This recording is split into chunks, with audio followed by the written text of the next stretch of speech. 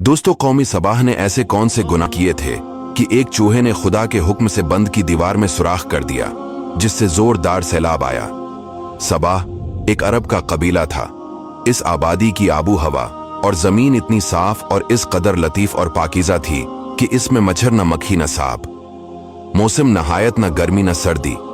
यहाँ के बागात में कसीर फलाते थे कि जब कोई शख्स सर पर टोकरा लिए गुजरता तो बगैर हाथ लगाए किस्म किस्म के फलों से इसको टोकरा भर जाता था।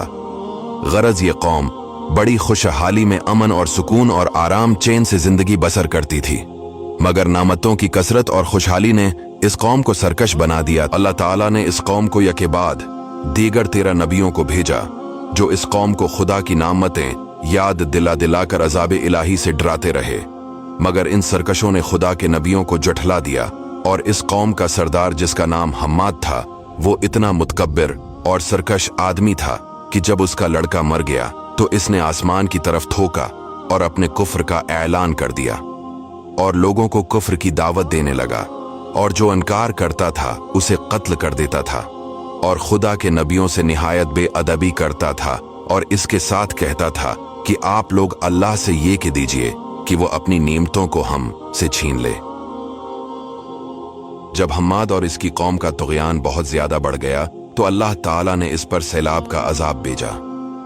अजाब कुछ इस तरह आया। कौमी सबाह की बस्ती के किनारे पहाड़ों के दामन में बंद बांधकर मलका बिल्किस ने 3 बड़े बड़े तालाब नीचे ऊपर बना दिए थे। एक चूहे ने खुदा के हुक्म से बंद की दीवार में सुराख कर दिया और वो बढ़ते बढ़ते बहुत बड़ा शिगाफ बन गया, यहाँ तक कि बंद की दीवार टूट गई और न्यागहान जोरदार सैलाब आ गया।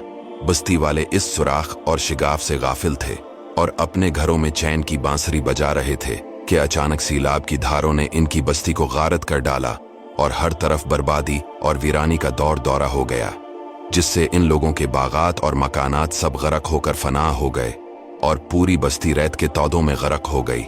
आमदा और लजीज फलों के बागात की जगह झाव और जंगली बीरों के खारदार और खौफनाक जंगल अग गए, और ये कौम आमदा और लजीज फलों के लिए तरस गई, और इस तरह ये कौम तबाह और बर्बाद हो गई। अल्लाह ताला ने कौम सबाह की इस हलाकत का तज़किरा सूरा सबा में भी फरमाया है। दोस्तों, कौम सबाह की ये बर्बादी उनकी सरकशी और खुदा की नेमतों की नाशकरी के सबब हुई, और नबियों के साथ उनकी गुस्ताखियां जब बहुत बढ़ गई। खुदाए कहार जब्बार का कहर अजाब बनकर सैलाब की सूरत में आ गया। सच है कि नेकी का असर आबादी और बद्दी का असर बर्बादी है।